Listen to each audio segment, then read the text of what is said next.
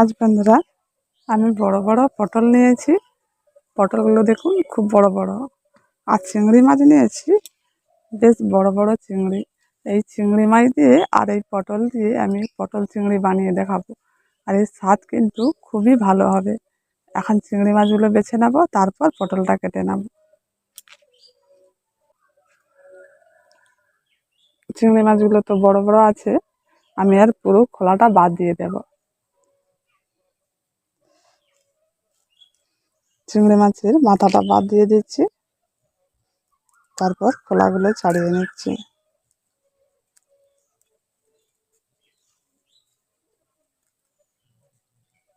এরকম করে চিংড়ি মাছগুলো বেছে নিচ্ছি। দেখুন বন্ধুরা, এই চিংড়ি মাছটা সব চিংড়ি মাছের থেকে বড় সাইজে। কত বড় চিংড়ি!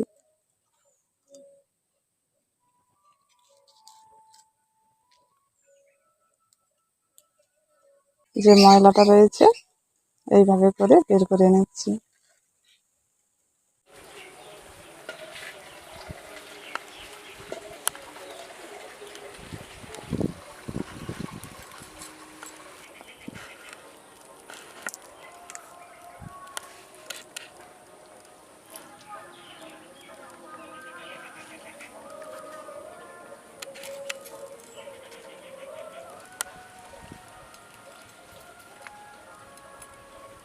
চিংড়ি মাছগুলোকে ভালো করে বেছে নিয়েছি, এবার ধুয়ে নিয়ে আসছি। এখন চিংড়ি মাছগুলোকে ভালো করে ধুয়ে নিয়ে এসেছি, এবার লবণ আর হলুদটা দিয়ে দিচ্ছি। অল্প করে হলুদ গুঁড়ো। আর মাছগুলোকে ভালো করে মাখিয়ে নিচ্ছি।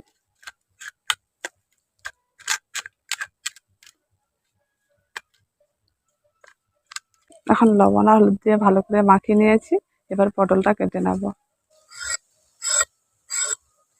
পটলের পাতলা আঁশের মতো খোসাটা আমি এখন ছাড়িয়ে নিচ্ছি। এই পটলটা খুব বড়, তাই আমি 3 ভাগ করে কেটে নিচ্ছি। আর ছোট পটল নিলে 2 ভাগ করে কেটে নিলে হবে।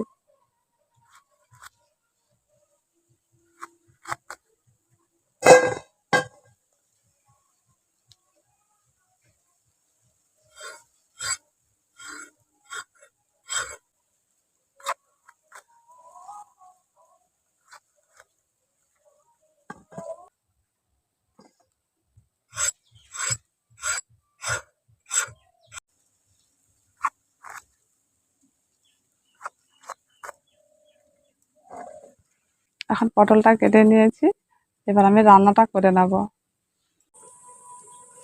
এখন আমি উনুনটা জ্বালিয়ে কড়াটা বসিয়ে দিয়েছি। এখন কড়াটা গরম হয়ে গেছে, এখন পটল, আলু আর চিংড়ি মাছগুলো ভেজে নেব। এখন পটল ভাজার জন্য তেলটা দিয়ে দিচ্ছি। এখন তেলটা গরম হয়ে গেছে, পটলগুলো দিয়ে দিচ্ছি তেলের মধ্যে।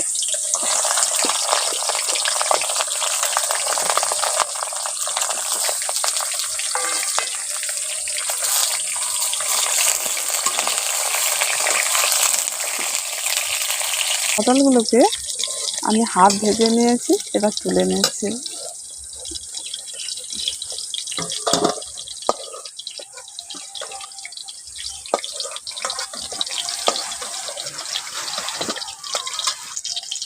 এবার ওই তেলের মধ্যে আলুগুলো ভেজে নিচ্ছি।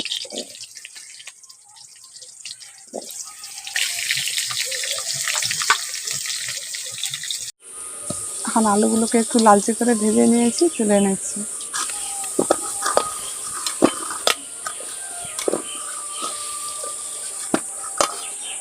এবার ওই তেলের মধ্যে চিংড়ি মাছগুলো ভেজে নেব। এখন চিংড়ি মাছগুলো দিয়ে দিচ্ছি।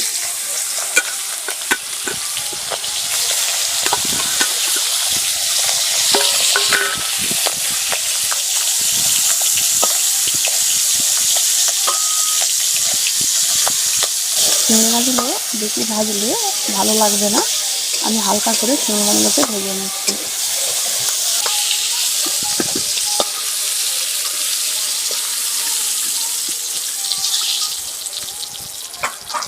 এখন রান্না করার জন্য তেলটা দিয়ে দিচ্ছি।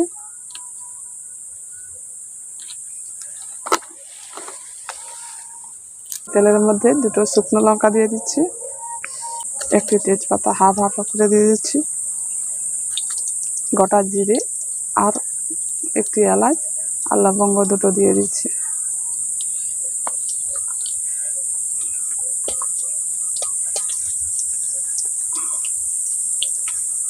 ফোড়নটা একটু ভাজা হয়ে গেছে, বেশ সুগন্ধ বেরোচ্ছে।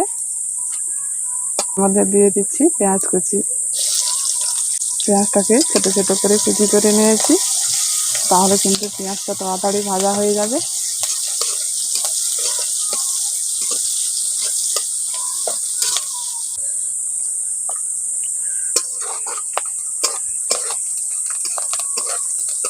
এখন পেঁয়াজটা হাফ ভাজা হয়ে গেছে। আদা রসুন কাঁচা লঙ্কা একসঙ্গে বেটে নিয়েছি, এটা এখন দিয়ে দিচ্ছি। আর দিয়ে দিচ্ছি টমেটোর বাটা। ওগুলোকে এখন ভালো করে একটু কষে নিতে হবে।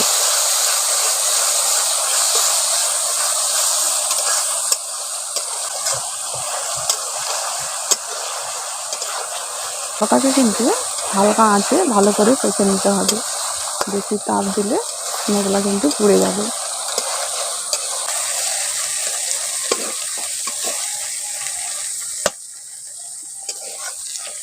এখন মশলাটাকে খুব ভালো করে কষে নিয়েছি।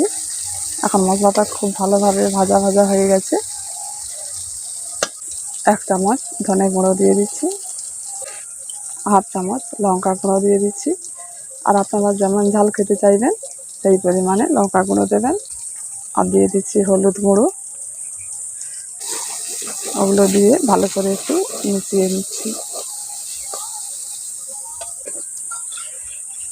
এবার এর মধ্যে একটু অল্প করে জল দিয়ে দিই।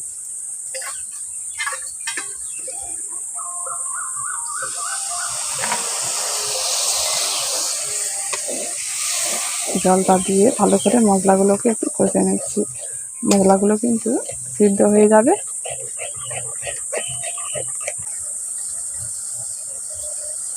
রং হওয়ার জন্য কাশ্মীরি লাল লঙ্কার গুঁড়ো হাফ চামচ দিয়ে দিচ্ছি। ওটা দিয়ে ভালো করে মশলার সঙ্গে মিশিয়ে নিচ্ছি। এখন মশলাটা খুব ভালোভাবে কষা হয়ে গেছে। ওর মধ্যে এখন আলু পটলগুলো দিয়ে দিচ্ছি।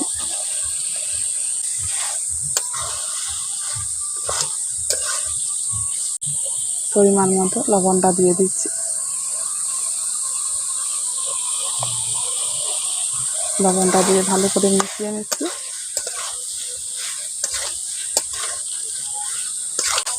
এখন লবণটা দিয়ে ভালো করে মিশিয়ে নিয়েছি। এবার পরিমাণ মতো জলটা দিয়ে দিচ্ছি।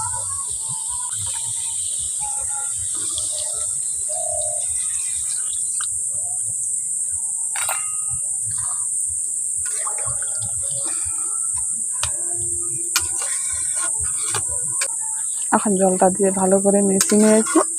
এবার এটাকে কিছুক্ষণের জন্য ফুটিয়ে নেব।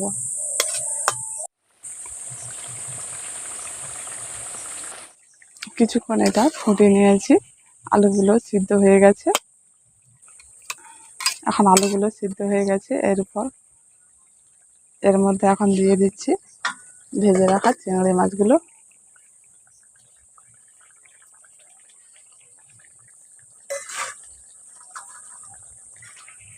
ওগুলো দিয়ে ভালো করে মিশিয়ে নিচ্ছি। এবার এর মধ্যে দিয়ে দিচ্ছি 3টে কাঁচা লঙ্কা হাফ হাফ করে। কাঁচা লঙ্কাটা দিলে কিন্তু স্বাদটা কিন্তু আরও ভালো হয়। আরও কিছুক্ষণ ধরে এটাকে এখন হালকা আঁচে ফুটিয়ে নেব। হালকা আঁচে আরও একটুক্ষণ ফুটিয়ে নিয়েছি। এবার এর মধ্যে দিয়ে দিচ্ছি গরম মশলা গুঁড়ো।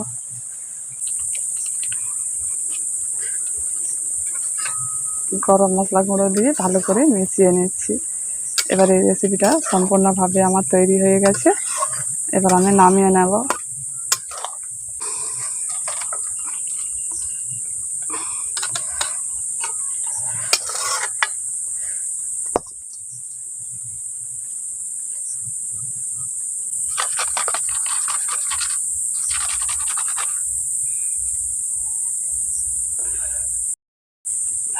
বন্ধুরা, আপনারাও এইভাবে পটল চিংড়ি বাড়িতে বসে বানাবেন, খুব সহজেই বানাতে পারবেন।